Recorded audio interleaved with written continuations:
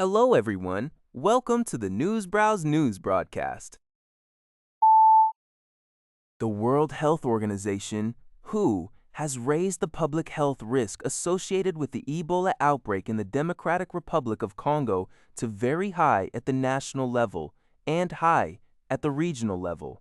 WHO Chief Tedros Adhanom Ghebreyesus stated that the situation is deeply worrisome, with nearly 750 suspected cases and 177 suspected deaths.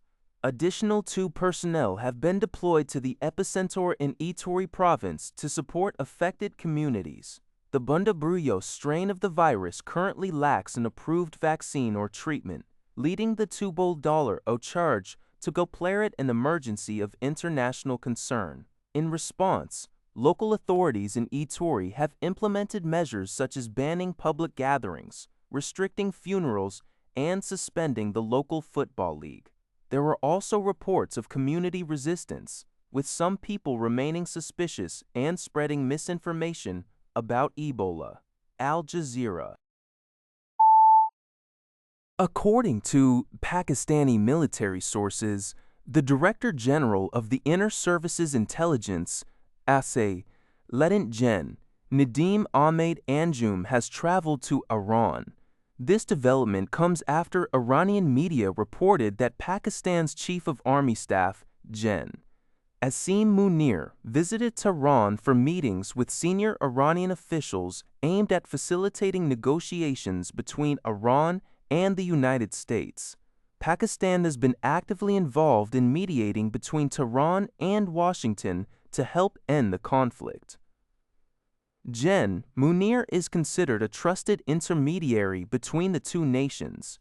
He was originally scheduled to visit Tehran on May 21st, with confirmation of his trip emerging on May 22nd.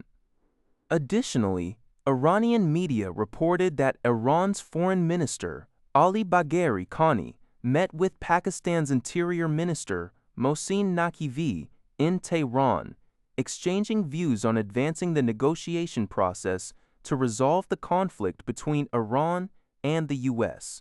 This report from Lion Hezao Bao highlights Pakistan's diplomatic role in regional tensions. From Al Jazeera, Turkiye has officially shuttered Istanbul Bilgi University, a prominent private institution known for its liberal values, by revoking its operating license. The decision, announced via a presidential decree, takes effect immediately, forcing the university to close its doors in the middle of the academic year. The decree cited insufficient educational standards as the reason for the closure. Istanbul Bilgi University, which serves approximately 20,000 students from Turkey and abroad, was seized by the state last year as part of a criminal investigation into its parent company, Can Holdings, for money laundering and tax fraud. A court-appointed administrator has been overseeing the university since then. The Council of Higher Education has assured that necessary measures will be taken to ensure Bilgi University students face no academic harm, with reports suggesting they will continue their studies at Mimar Sinan University. The closure has sparked protests among students, with banners expressing continued struggle. The U.S. Consumer Confidence Index plummeted to a record low in May, largely influenced by the ongoing U.S.-Iran conflict, which has heightened concerns over inflation.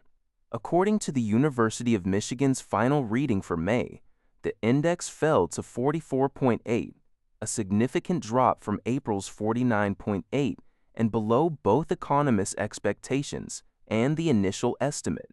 Long-term inflation expectations worsened considerably, with consumers now anticipating prices to rise at an annual rate of 3.9% over the next 5 to 10 years, marking a 7-month high. Short-term expectations also saw a rise, with consumers predicting a 4.8% increase in prices over the coming year. High gasoline prices, hovering near 2022 highs, further fuel public anxiety about living costs and the prolonged war, impacting household budgets. particularly for low-income consumers, and posing risks to the overall consumption outlook. Joanne Su, the survey director, noted that 57% of consumers actively mentioned high prices eroding their personal finances, up from 50% the previous month. While the report highlighted robust expectations for the job market as a positive sign, both the Current Conditions Index, 45.8, and the Expectations Index, 44.1, reached historical lows. Consumer sentiment regarding their personal financial situation also remained at a record low. Source: Leaner Late Projector with Low. Source: Riedel Low. He lending your free there bar all like hemi bard and say bellew if he, quote, back. UPI reports that Canada's oil-rich Alberta province is set to hold a referendum on October 19th, allowing voters to decide whether they wish to remain part of Canada or begin the formal process of seceding from the Federation. Premier Danielle Smith announced the decision, which was prompted by a citizen-led petition that garnered over 300,000 signatures, far exceeding the requirement. This move comes despite opinion polls suggesting that separation does not have widespread support among Albertans, and a rival group, Forever Canada, claimed to have collected 404,000 signatures opposing secession. Smith stated that while she personally believes Alberta should remain Canadian, she would not ignore the democratic right of those who disagree.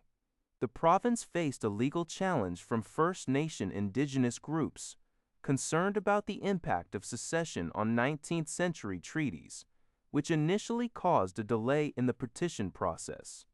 Pro-secessionists argue that Ottawa has long disregarded Alberta's economic contributions, particularly from its vast oil sands, and has hampered the industry with climate legislation. Alberta would be the first Canadian province since Quebec's 1980 referendum to pursue a separatist vote. That's all for this video. Thank you for watching. See you in the next video.